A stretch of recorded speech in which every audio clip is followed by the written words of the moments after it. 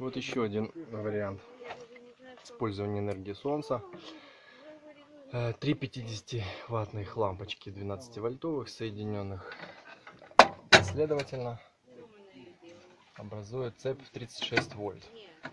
Вот. И панелька у меня 180, господи, 280 ватт выдает 36 вольт. Так, что это у нас?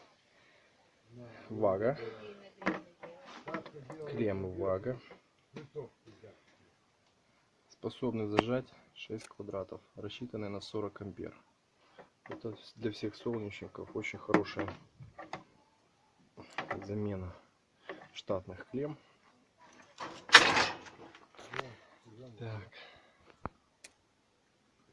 вот все, что находится сзади под солнечной панелью, значит, выходят вот такие вот провода. Сейчас посмотрим их состояние, как они тут себя чувствуют. Видно? Не видно состояние медного провода? То есть он желтый. Сюда, скорее всего, попадали какие-то капли воды. Плохо видно, да? Так. Ну, а вот это выход с солнечной панели. Вот можем проверить, как он искрит под нагрузкой, да? Здесь просто контакт был облужен. Надо было и здесь еще подпаяться, чтобы... Ну, он достаточно неплохо себя чувствует. Так что соединяем все назад, и оно продолжает работать. Вот так вот она находится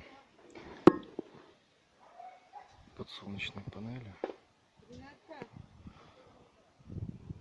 Желательно, конечно, чтобы на него не попадала вода. И тогда он будет себя чувствовать. Вот на этот, видите, влага не попадала, слегка. Он себя чувствует. А вот этот, видимо, заливал боковой дождь. И он там слегка окислился. Но он продолжает работать.